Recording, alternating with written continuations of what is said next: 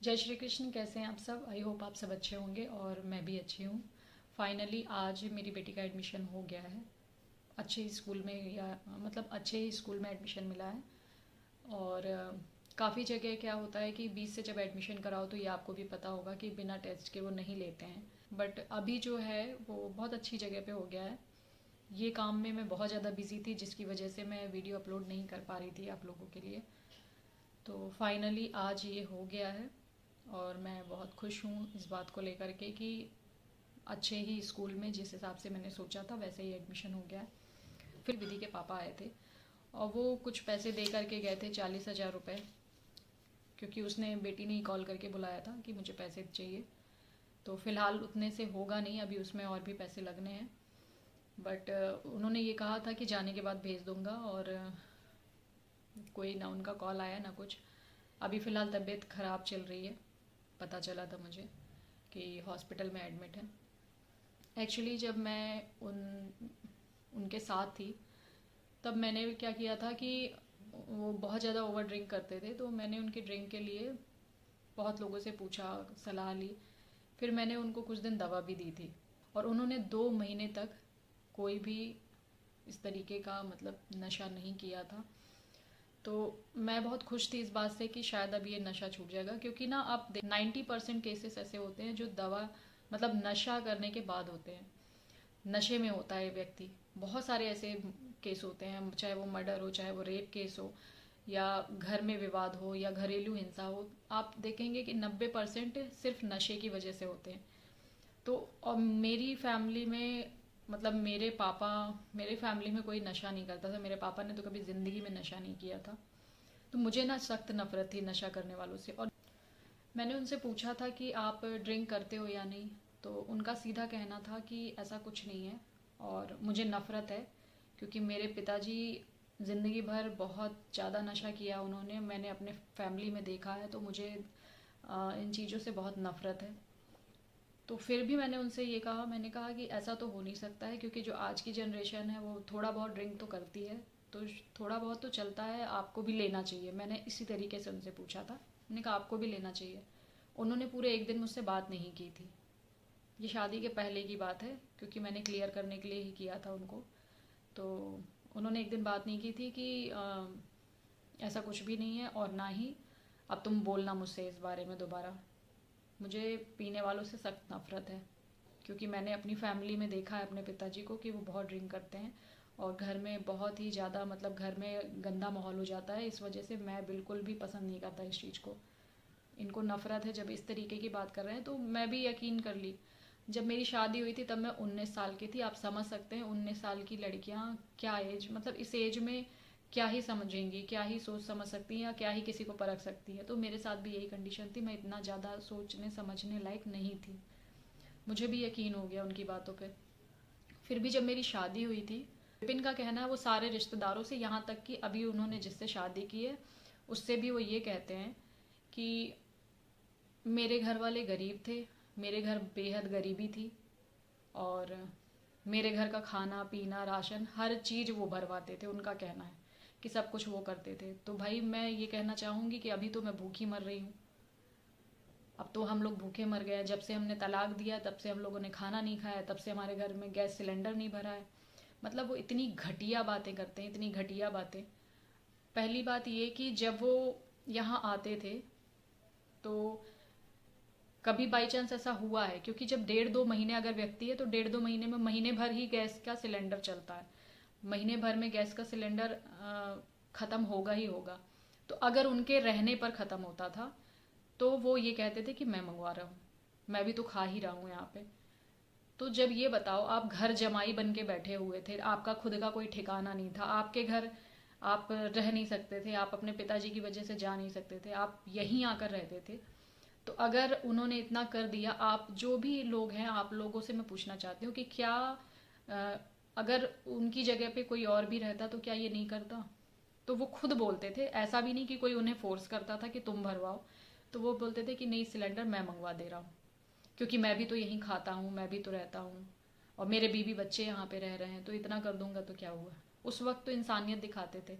आज की डेट में मैं पूछना चाहती हूँ जिनसे उन्होंने शादी की है, क्या वो उनको बिठाकर खिला रही हैं क्या, कि तुम बैठो, मैं कमा के लाती हूँ और तुम्हारा पेट भरती हूँ, तुम्हारा खर्चा चलाती हूँ। तो अगर ऐसा करती हूँ तो आप मुझे बताइए कि हाँ ऐसा ही कर रही है वो। आखिर उसको भी यही लाकर दे रहे होंगे, यही अपने पैसे खर्च कर रहे होंगे, तब वो बनाकर इनको 2 रोटी दे रही है।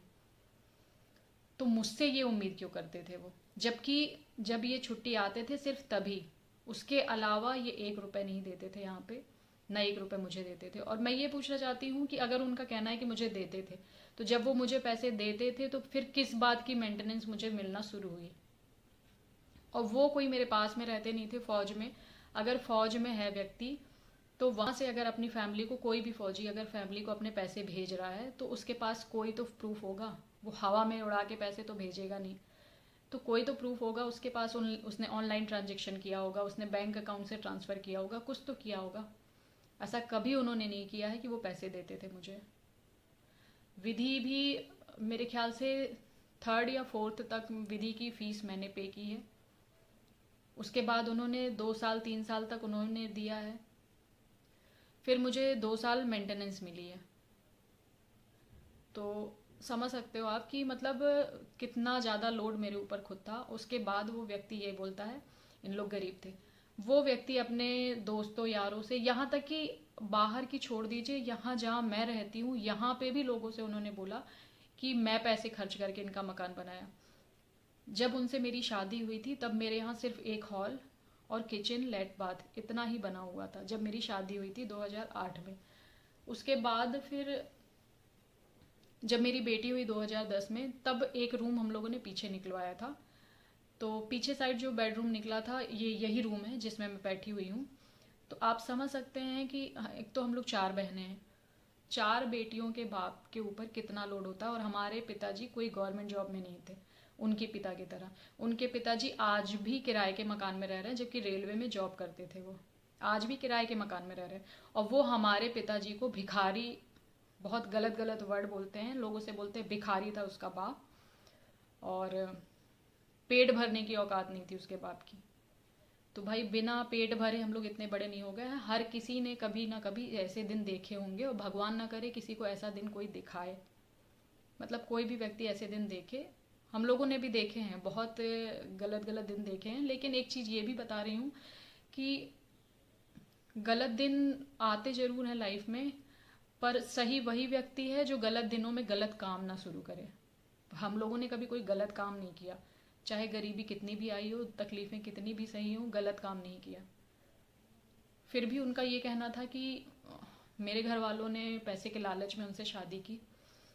तो मेरे जो जानने वाले हैं, जो मुझे जानते हैं, मेरी शादी से पहले से मैं 11th क्लास से काम करती हूँ।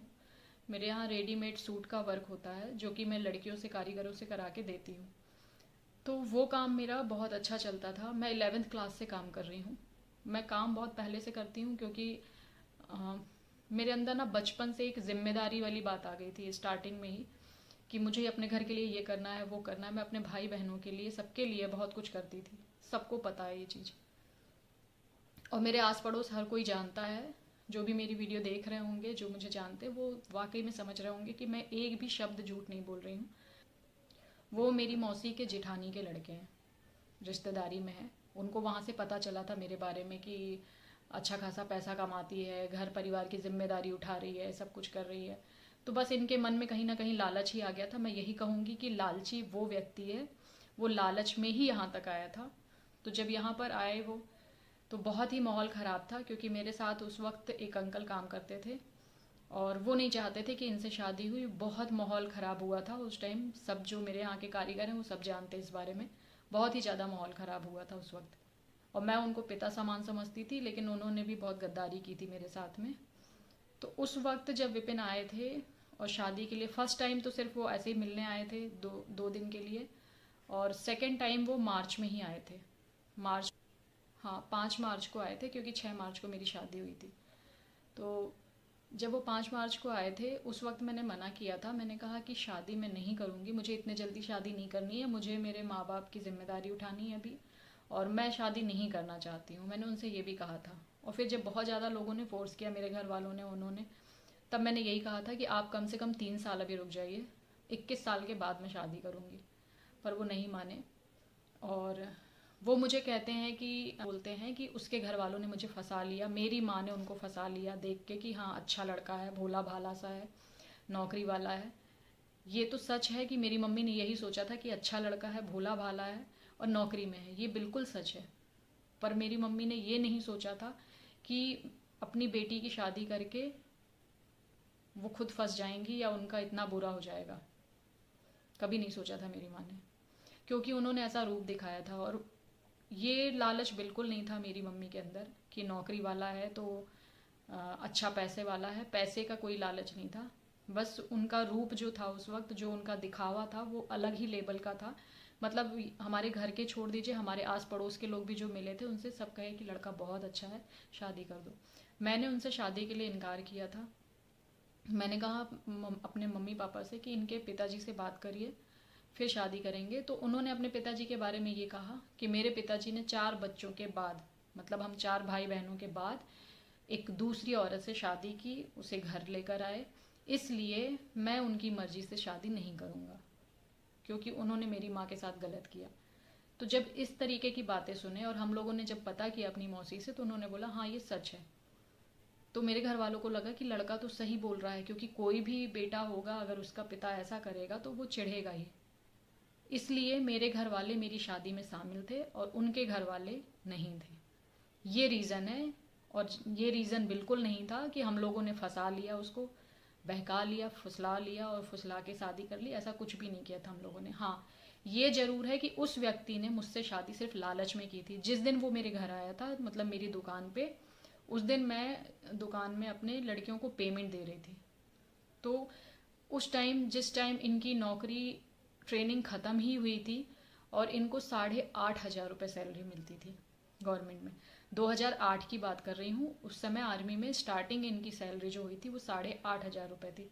और उस वक्त मैं मंथली 30 से 35 हज़ार रुपये कमाती थी। 2008 की बात कर रही हूँ। तो आप खुद समझ सकते हैं कि लालची वो था या मैं थी। उसने लालच में आके शादी की। उसने जिस दिन आया, उसने नोटों की गड्डी देख के उसके मन में ये हो गया कि इसका खर्चा मुझे नहीं उठाना पड़ेगा, क्योंकि उनको इसी टाइप की लड़की चाहिए रहती है कि जिसका लोड इनके ऊपर ना रहे, वो अपने खर्चे खुद उठाए, बल्कि इनको खुद भी पैसे दे। और मैंने बहुत पैसे इनको दिए हैं। जिस वक्त ऑनलाइन ट्रांजेक्शन नहीं होता था तो उस टाइम बैंक के थ्रू इनको पैसे दिए हैं। अब आप समझ सकते हैं कि जिसको बैंक के थ्रू इतने पैसे दिए हों, तो जब वो छुट्टी आते होंगे तब ऐसा नहीं होता होगा क्या कि मैं उनको पैसे दूं। उस वक्त भी पैसे लेते थे, लेकिन उसका मेरे पास कोई प्रूफ नहीं है मेरे पास। लेकिन बाकी जो प्रूफ है वो मैं आपको दिखाना चाहती हूँ, क्योंकि बहुत ज़रूरी है। उन्होंने इतना झूठ फैला रखा है कि मुझे इतने पैसे दिए हैं, ऐसा किया है। अभी मैं इसको टोटल कर रही थी तो ये 1,87,000 रुपये हो रहा है। दिखाती हूँ मैं आपको। ये है सावरमल मिथरवार। कई बार ये दूसरों के अकाउंट में बुलाते थे। 4,000 रुपये। विपिन कुमार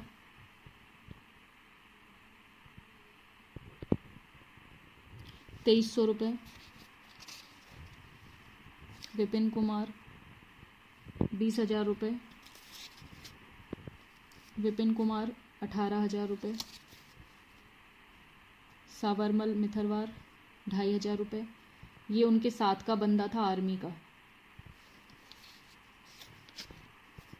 प्रवीण 4,000 रुपये। ये कई बार अपने अकाउंट में नहीं मंगवाते थे, दूसरों के अकाउंट में पैसे मंगवाते थे। 7,000 रुपये। मोहम्मद शकील, ये भी इनके यूनिट का है। वीरेंद्र कुमार सिंह 25,000 रुपये। विपिन सिंह 1,100 रुपये। सुधीर कुमार 20,000 रुपये। विपिन कुमार 20,000 रुपये। प्रदीप सिंह 4,000 रुपये। विपिन कुमार 5,000 रुपये। दीपक 8,000।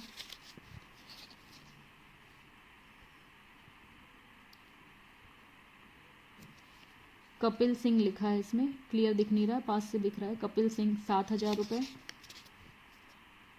विनय कुमार सोनकर 3,000 रुपये। तो ये जो है ये सिर्फ मेरे पास वो प्रूफ हैं जो कि मैंने बैंक से दिए हैं।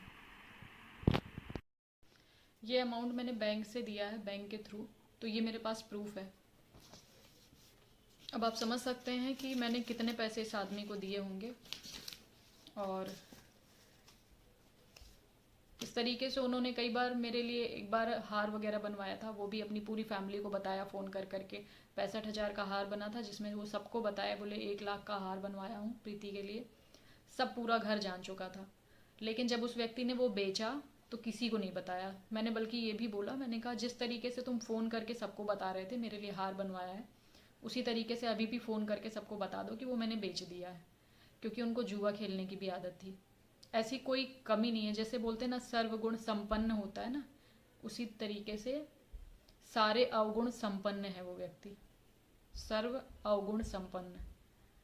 तो वो व्यक्ति वैसा ही है। उसके बाद वो ये कहते हैं कि मेरा घर गरीब था, मेरे बाप के पास खाने को पैसे नहीं थे। उनका परिवार भी जानता है कि मैं जब भी उस घर में गई हूँ मैं किस तरीके से जाती थी। मैं कभी खाली हाथ नहीं गई हूँ। मैंने पूरी फैमिली के लिए बहुत कुछ किया है, मैं गिनवाने नहीं चाहती हूँ। और उनकी फैमिली भी जानती है ये चीज़ कि मैंने क्या कुछ किया है, क्योंकि मैं विपिन नहीं हूँ जो करके और ताने मारूँ। तो मुझे आदत नहीं है ये सब करने की। लेकिन ये सब सुन के मुझे बहुत बुरा लगता है, क्योंकि आज मेरे पिताजी हैं नहीं इस दुनिया में और ना मेरा भाई है। तो इस तरीके की बातें उन लोगों के लिए सुनना मुझे बहुत बुरा लगता है कि वो उसका बाप खाने को मरता था। मैं कहती हूँ अगर मरते भी थे तो तुमसे तो नहीं मांगा उन्होंने। इनकी वजह से ये हमेशा ताने मारते थे कि उसका बाप उसे सिर्फ इसलिए रखा है अपने घर में क्योंकि उसकी कमाई खा सके। सिर्फ इस वजह से मेरे पिताजी 2 साल तक अपने हाथों से खाना बना के खाया उन्होंने, अपने हाथों से, सिर्फ इसलिए कि मुझे ये ताने नहीं सुनने। उन्होंने मेरे पापा को छत से लटका दिया था। कुर्सी में बैठे हुए थे छत पे, मेरे से लड़के ऊपर गए, फिर उनको बाउंड्री से लटका दिया था नीचे, सिर्फ डराने के लिए। लेकिन अगर उस हादसे में पापा गिर भी जाते तो क्या होता। मतलब बहुत कुछ अति की है उस व्यक्ति ने, लेकिन आज इतना शरीफ बन रहा है वो लोगों से कि मेरे घर वाले ये, मेरे घर वाले वो, मेरी बहन की शादी। एक बात और, उन्होंने कहा है कि उसकी बहन की शादी में मैंने बहुत खर्च किया, मेरे से इन लोगों ने मुंह खोल खोल के मांगा है कि तुम ही संभाल लो, तुम ही संभाल लो, नहीं तो शादी कैसे होगी। मेरे घर वालों ने साफ उन्हें मना किया था कि शादी में तुम मत आना। तो जिस व्यक्ति को साफ मना किया जाएगा कि मत आना, तो उससे पैसे क्यों मांगेंगे।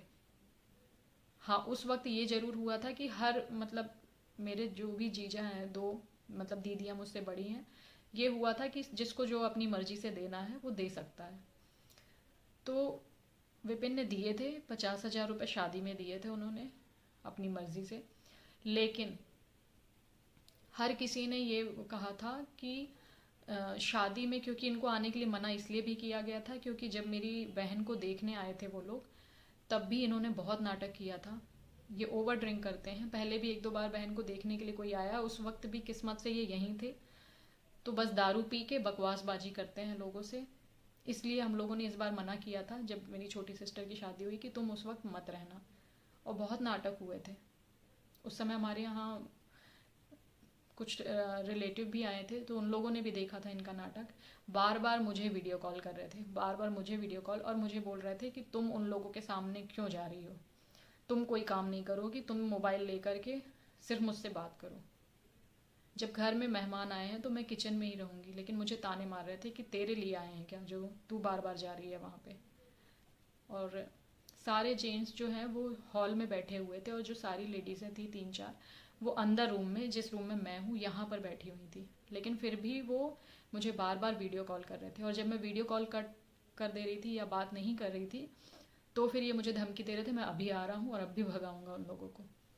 ये सारे नाटक की वजह से ही हम लोगों ने इनको मना किया था कि शादी में तुम मत आना। इन्होंने शादी में आने के लिए सिर्फ वहाँ झूठ बोला अपने यूनिट में, कहा कि मेरे पिताजी की तबीयत खराब, मैं लखनऊ जाना चाहता हूँ। जबकि मैंने उस वक्त सीओ साहब से बात की थी इनके, और मैंने कहा था इनको आप किसी भी कीमत पे छुट्टी मत देना। तो उन्होंने बोला भी कि तुम जबलपुर जा रहे हो क्या? तो इन्होंने कहा नहीं सर, मेरे पापा की तबीयत ख़राब है, मुझे वहाँ जाना है। और वहाँ का बहाना लेकर के ये यहाँ आ गए थे। और यहाँ आने के बाद ये सेकेंड डे पहुँचे थे। उस दिन मेरी बहन की हल्दी थी, लेकिन हल्दी में इन्होंने इतना नाटक फैलाया कि मैं रूम से तक बाहर नहीं निकली थी। मैं हल्दी के फंक्शन में बाहर हूँ ही नहीं, सिर्फ अंदर ही थी। तो बहुत मुश्किल है ऐसे व्यक्ति के साथ। बहुत ही बुरे दिन देखे हैं। मैं तो कितना भी बताने की कोशिश करूँगी, लेकिन फिर भी नहीं बता पाऊँगी उस व्यक्ति के बारे में। उसके बाद वो ये बोलते हैं कि मेरे पिताजी और मेरा जो घर है ये पापा का, उन्होंने बनवाया है। तो जब ये रूम बना था, मैं आपसे बताना भूल गई, जब ये रूम बना था तब उन्होंने 20,000 रुपये दिए थे। आप बताइए 20,000 रुपये में कोई कमरा बन जाता है क्या? 2010 की ही बात है, लेकिन 20,000 में कोई कमरा नहीं बन जाता। उस वक्त उन्होंने 20,000 दिए थे और ये बोला था कि रहना तो मेरी वाइफ को है और मेरी आने वाले बच्चे को, तो इसलिए उनके लिए सेपरेट रूम होना ज़रूरी है। फिर जो भी एक्स्ट्रा पैसा लगा था वो पापा ने खर्च किया था। और जब ये कंप्लीट हो गया था उसके 4 या 5 महीने बाद ही विपिन ने अपना पैसा मांगना शुरू कर दिया, मुझे मेरा पैसा चाहिए। फिर मेरे पिताजी ने गांव का एक छोटा सा ज़मीन था, वो ज़मीन आज बहुत कीमती है, क्योंकि वो ज़मीन जो है वो कॉलेज के जस्ट बगल की थी। हमारे जौनपुर में हमारा पुश्तैनी मकान है, तो वहाँ पे जो कॉलेज था उसके जस्ट बगल वाली ज़मीन थी वो, जो मेरे पापा की थी। लेकिन इनके सिर्फ पीछे पड़ने की वजह से पापा ने उसको 40,000 रुपये में सिर्फ निकाल दिया था, और तुरंत ला करके इनके 20,000 रुपये देने पड़े। आज भी लेकिन वो लोगों से ये गाते हैं कि मैंने उसका घर बनवाया। उन लोग तो एक कमरे में रहने वाले थे, हम लोग एक कमरे में रहते ज़रूर थे, लेकिन इज्जत से रहते थे। किसी का खाते नहीं थे, किसी से बेईमानी नहीं करते थे, किसी का बुरा नहीं करते थे। कभी हम लोगों को हमारे पिताजी ने या माँ ने ये नहीं सिखाया। फिलहाल मेरे माँ बाप छोड़िए, आप किसी के माँ बाप ये सब नहीं सिखाते हैं। लालची वो थे। उन्होंने मेरा काम, मेरा पैसा देख के, जो कि उन्होंने चौपट कर दिया मेरा काम। मुझे दुकान में ही सारी लड़कियों के सामने, सब लड़कियों ने देखा है, मुझे कई बार उन्होंने पीटा है दुकान में। और मुझे खुद नहीं समझ में आता कि उनके इतने अत्याचार मैं क्यों सहती थी। मैंने तब ऐसा कदम क्यों नहीं उठाया। और बहुत बड़ी सीख मिली है मुझे। और अब शायद हो सकता है जिससे उन्होंने शादी की है, या तो उसको सीख मिलेगी, या तो उसके ज़रिए इनको खुद अब सीख मिलेगी कि मेरे साथ उन्होंने कितना बुरा किया, फिर भी मैंने उन्हें छोड़ दिया। क्योंकि अगर उनकी बराबरी में करती ना तो शायद वो जी भी ना पाते। उसके बाद कुछ दिनों के बाद हमारे यहाँ घर बीच में हॉल बना था, और सामने का जो पोर्शन खाली था वहाँ पे भी काम शुरू हो गया था चलना। तो उस काम में मेरे जब दादाजी ख़त्म हो गए थे तो गांव में बंटवारा हो गया था, और वहाँ की कुछ ज़मीनें जब पापा बेच करके आए थे तो पापा ने यहाँ पे मकान बनवाया था सामने का, मतलब पूरा मकान कंप्लीट कराया था। उसके लिए भी वो ये बोलते हैं कि वो पैसे मैंने दिए हैं। उनका कहना है, वो सबसे बोलते हैं मैंने 15 लाख रुपए खर्च किए हैं इसके घर में। वो व्यक्ति अगर 15 लाख रुपए यहाँ खर्च कर देता ना तो यहाँ से वो हिलता नहीं। वो अपनी, चाहे उसको जान देनी पड़ती, पर वो यहाँ से नहीं हिलता। तो मेरे पिताजी, और 15 लाख किस चीज़ में लग गए? एक हॉल बनवाने में, सामने की तरफ जो एक हॉल बना है दोबारा बाद में, उसको बनवाने में 15 लाख रुपए नहीं लगते हैं। तो वो ये बोलते हैं कि 15 लाख, जबकि उस वक्त उन्होंने 1 रुपया नहीं दिया था। फिर जब मेरा मकान कंप्लीट हुआ, मतलब पापा का मकान जब कंप्लीट हो गया है, उसके बाद फिर बस नीचे फर्श नहीं बना था, क्योंकि मेरे भाई की इच्छा ये थी कि टाइल्स लगवाएंगे पूरे घर में। और उसी बीच मेरा भाई ख़त्म हो गया था। मेरे भाई के ख़त्म होने के बाद विपिन जब आए हैं तो उन्होंने ये कहा कि आकाश की जो इच्छा थी वो पूरी होगी। अगर आपको पूरे घर में टाइल्स लगवानी है तो मैं लगवाऊंगा। जबकि पूरे घर में नहीं लगी थी, हॉल में और एक रूम में लगवाया गया था टाइल्स। उसमें उनका 50,000 के अंदर पूरा बिल उनकी ही राइटिंग में बना हुआ रखा है। एक्चुअली उसकी भी कॉपी कोर्ट में जमा है, जो मैंने सारे डॉक्यूमेंट्स दिए हैं। मैंने उसमें बताया है कि इन्होंने इतना पैसा खर्च किया था। तो वो भी सिर्फ 45 से 50 के बीच की ही है, इतना अमाउंट उन्होंने खर्च किया था। वो उनकी ही राइटिंग में लिखा है। वो लिखने को तैयार नहीं थे, बट मुझे पता था उसका स्वभाव, तो मैंने खुद कहा था कि जो भी पैसा लग रहा है आप अपनी राइटिंग में लिखो। उन्होंने मेरे पापा से जिद की, मेरे पापा ने मना किया कि मत कराओ, ये ज़रूरी नहीं है टाइल्स लगवाना, हम नॉर्मल से फर्श में काम चला लेंगे, हम करा लेंगे खुद। पर उन्होंने ये कहा कि मैं आकाश नहीं है, लेकिन आकाश की जगह मैं तो हूँ, मैं आपका बेटा बन के रहना चाहता हूँ। इतनी बड़ी बड़ी बातें उन्होंने की। मुझे पता था कि वो व्यक्ति कभी भी पलट जाएगा। तो मैं अपने घर वालों को भी मना करी थी, बहुत सब ने मना किया था, पर वो नहीं माने। बोलते हैं नहीं, मैं लगवाऊंगा और मुझे कोई पैसे नहीं चाहिए। वो अब सिर्फ लोगों से एक ही चीज़ बोलते हैं कि मैंने उनको यूज़ किया, जबकि मुझे अगर यूज़ ही करना होता तो मैं तलाक इतनी आसानी से ना देती। और सब कह रहे थे कि वो व्यक्ति अब शादी नहीं करेगा, वो तुम्हारे लिए इतना रोता है, बच्चों के लिए इतना रोता है कि कुछ भी हो जाए शादी तो नहीं करेगा वो।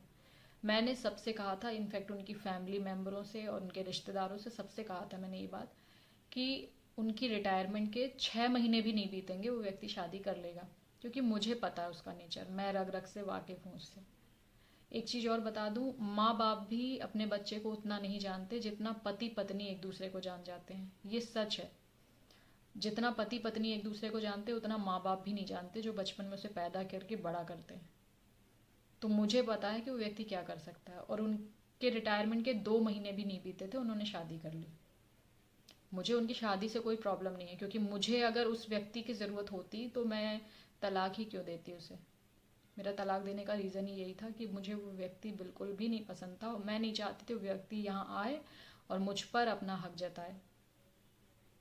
तो बस इन्हीं सब चीज़ों से बचने के लिए मैंने उसे छोड़ा है।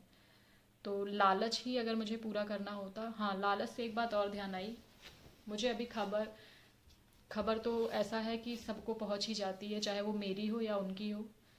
यहाँ की बात वहाँ तक चली ही जाती है, वहाँ की यहाँ तक आ जाती है। मुझे ये पता चला कि उनका ले देकर एक प्लॉट था लखनऊ के अंदर, जो कि वो उन्होंने अपनी नई वाइफ के नाम पे कर दी है। तो और क्यों की है, उन्होंने अपनी बेटी से बताया, बेटी से फ़ोन करके बाकायदा बताया कि बेटी से कि मैंने उसके नाम कर दिया है ये।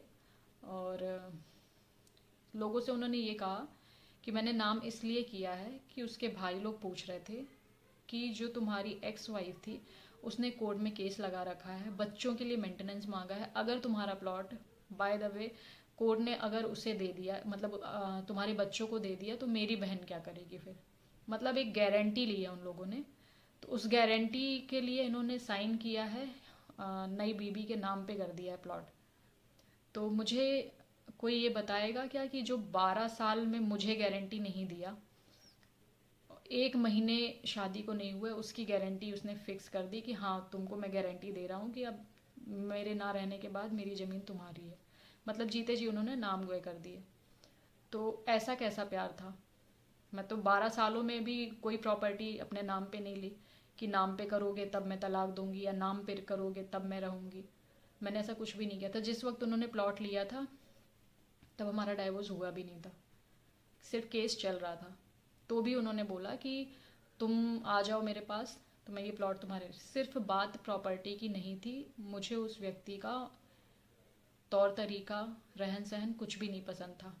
मुझे कोई औरत ये बता दे, कुछ लोग अभी इसमें भद्दे कमेंट भी करने आएंगे क्योंकि उनका काम ही होता है ऊट पटांग बोलना। तो उन लोग ये भी कहेंगे कि तुमसे रहते नहीं आया, तुमने प्यार नहीं दिया, तुमने संभाला नहीं, तुम औरत नहीं हो, बहुत जो भी कुछ है सब बोलेंगे। मुझे इन बातों से कोई फ़र्क नहीं पड़ता, कोई भी फ़र्क नहीं पड़ेगा मुझे। तो उन्होंने, मैं यही बताना चाहती हूँ कि मैं अगर लालची होती तो मैं बहुत कुछ अपने नाम करा चुकी होती। मुझे लालच नहीं था। और मुझे कोई भी औरत ये बता दे जिसका पति 10 औरतों के साथ, 10 तो बहुत कम गिनती होती है, उनकी लाइफ में तो पता नहीं कितनी है, मैं गिनतियाँ भूल जाती हूँ।